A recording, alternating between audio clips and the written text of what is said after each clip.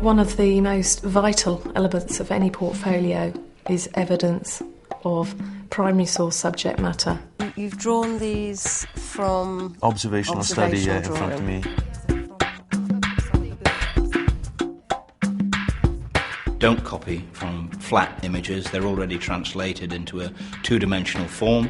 You should be working from real people, real landscapes and real objects.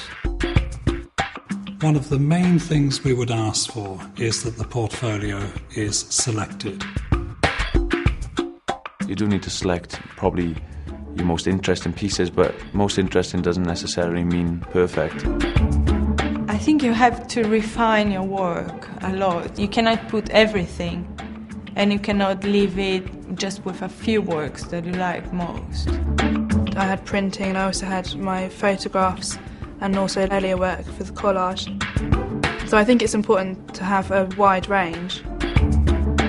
Well, range is a good word really, because I'm experimenting with everything and trying to put in, just to show my personal self in my portfolio, show what I could do, the variety of medias I can work with, make it exciting, because if it's exciting you can talk about it, in an interesting way. Make sure that the story you're telling is a clear story.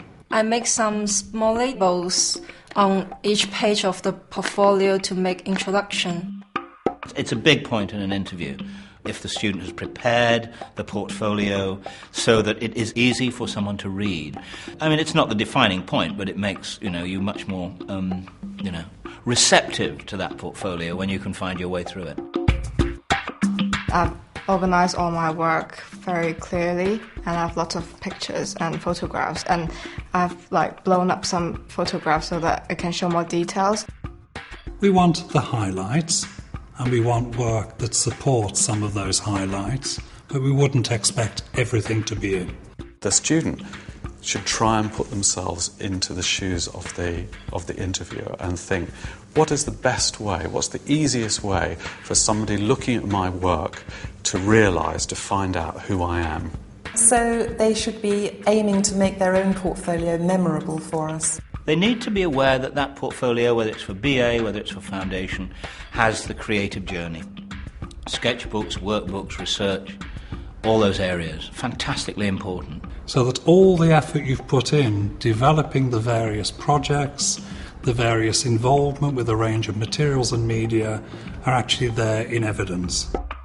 A good portfolio would consist of skill, a sense of experimentation, full of ideas, fun, and sometimes emotion. Choose the bits that you especially like, and if you're going to be talking about it as well, I think you should have some sort of passion for the work that you've actually put in.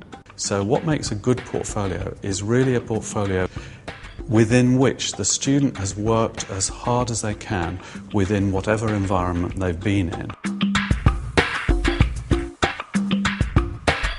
And what you're looking for all the time is this little bit of a spark of personal passion.